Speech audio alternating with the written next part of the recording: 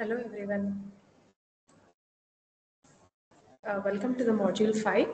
In this module, we can discuss the companding in PCM system.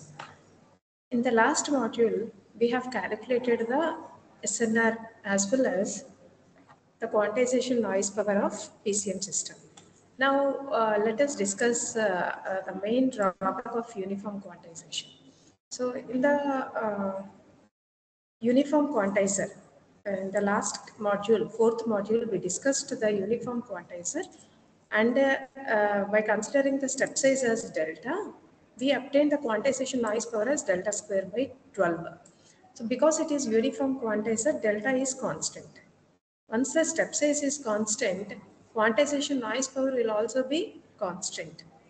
So that is the reason that SNR is not constant throughout the input signal magnitude, because generally signal power is expressed as AM square by 2R. There AM is the maximum amplitude of message signal. If the maximum amplitude, if the amplitude changes from low level to the high level, obviously the signal power will vary. Once the signal power varies, the SNR will differ, because SNR is defined as the ratio of normalized signal power to normalized noise power. Even though denominator is constant, because of numerator, the SNR of uniform quantizer is not stable and constant. So in order to provide constant SNR for PCM system, what we are doing? We are using non-uniform quantizer. We are using the non-uniform quantizer. Here, if you observe, so that is the main importance of using the non-uniform quantization. So in order to, instead of constructing a separate circuit for non-uniform quantizer, let us first allow the input signal through a compressor.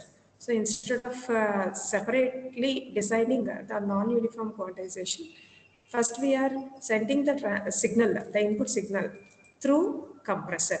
This compressor, what it will do? It will compress the dynamic range of the input signal. So it will directly reduce the input range. So what it will do? It will amplifies the low magnitude input and attenuates the high magnitude input signal. So that is the reason, because compressor reduces the dynamic range of input signal. This will be used at the transmitter section, and at the receiver an expander is used. This will undergo the inverse action to the nonlinearities introduced at the transmitter.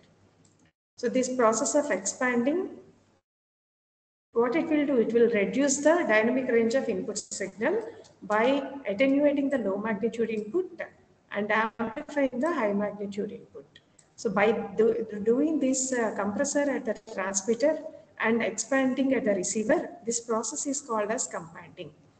So applying this companding principle to a uniform quantizer produces non-uniform quantization. That the main intention is to provide the SNR as constant. Now here you can see, first in the first figure you can observe this is a compressor and followed by uniform quantizer and expander. If you observe the figure, please 1 second. Here if you observe the figure, then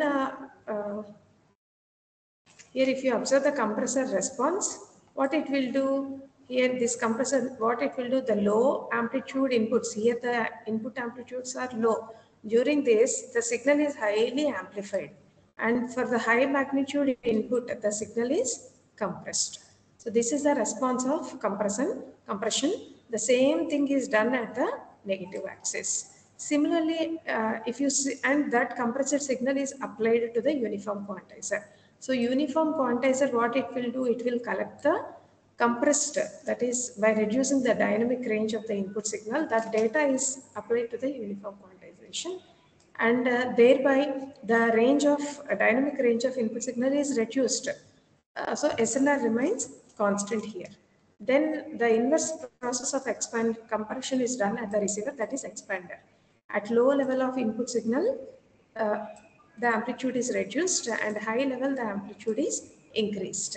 So the three stages, compression, quantization and expander, forms the non-uniform quantization. So this is a simple model of non-uniform quantizer. So compressor is used at the transmitter section, followed by uniform quantizer and expander. So this is the, here you can see the response where x-axis represents the input voltage to the quantizer, and output to this y-axis represents the output voltage of the quantizer. Thereby you can see that the S curve compression is generally in the form of S-shaped response. And if you observe the expander, it is the opposite function of compressor. So if you observe the PCM performance with and without companding, we know that without companding, the SNR is low for low level input signals. So that's why the slope is like it passes through the origin. So for low level inputs, the SNR is low. For high level inputs, the SNR is high. You can see that the response is like this.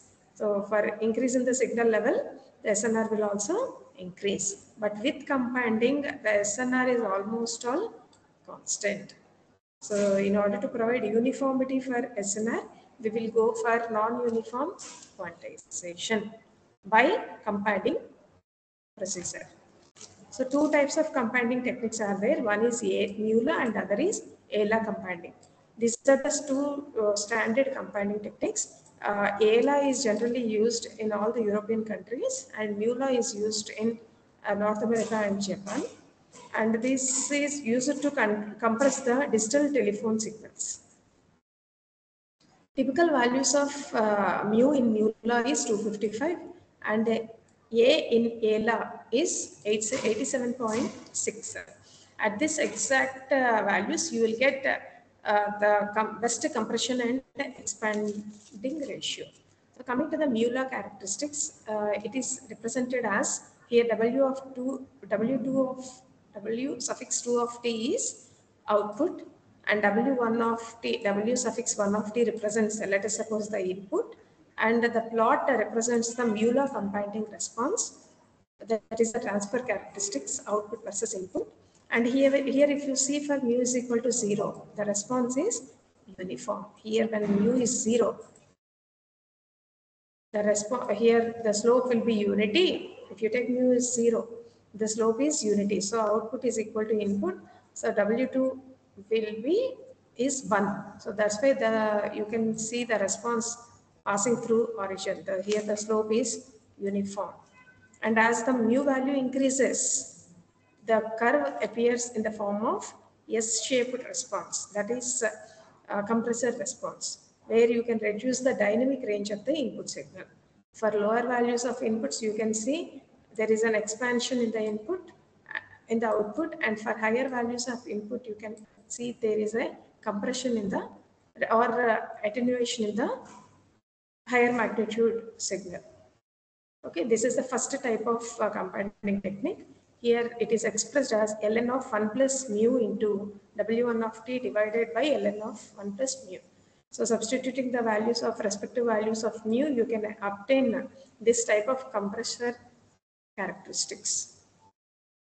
So for uniform quantization, mu must be equal to 0.